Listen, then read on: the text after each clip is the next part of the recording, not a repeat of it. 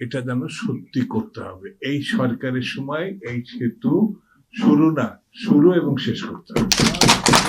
বিএনপির তো দুটো দাবি। দেশনেত্রী বেগম খালেদা জিয়া বলেছিল একটা না দুটো পদ্মা সেতু হবে।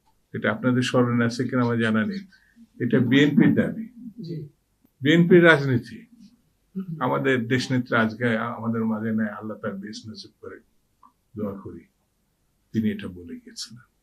এটা হাবিব সভাপতির বক্তৃতা করতে গিয়ে যেটা বললেন, এটা যেন সত্যি করতে হবে। এই সরকারের সময় এই সেতু শুরু না, শুরু এবং শেষ করতে হবে। এটা দাবি না, এটা বাস্তবতার নিরিখে চিন্তা করতে হবে। কারণ এটা বিএনপির, আমাদের দেশনেত্রী বেগম খালেদা জিয়া এটা বলে গেছেন, ইচ্ছা প্রকাশ করেছেন, স্বপ্ন দেখেছেন। বন্ধুরা, এই যে আমরা পদ্মা সেতু এদিক থেকে না, এই যে মানিকগঞ্জ থেকে যে আমরা যাতায়াত করি,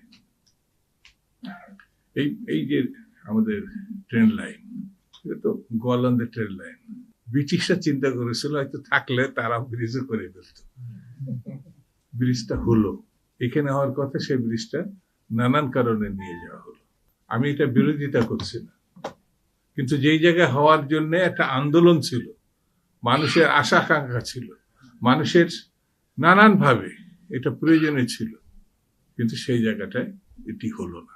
আমি আজকে যারা উদ্যোক্তা, আমি তাদের ধন্যবাদ দিই এবং একাত্মতা প্রকাশ করি। এই সেতু পক্ষে আমি ওই অঞ্চলের মানুষ বলে না, হাবিব ওই অঞ্চলের মানুষ না, আমরা তো মানুষের জন্য কাজ করি।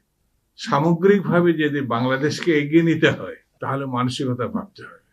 ব্রিটিশ ভারতের সময় পদ্মার উপরের মানুষ শিক্ষা দীক্ষায়, কালচারে, ব্যবসায় অনেক এগিয়ে ছিল।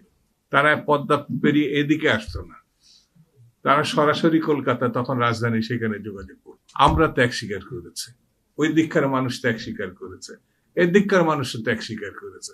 অনেক কিছু হয়েছে, অনেক জায়গায় 1 মাইল রাস্তা করতে গিয়ে অসমতল জায়গায় যে খরচ হয়েছে, কিন্তু সেই খরচ আমাদের ওই দিককার জায়গা কিন্তু অসমতল না। 1 মাইল রাস্তা করতে যে খরচ, সেটা কম খরচে আমাদের করছে।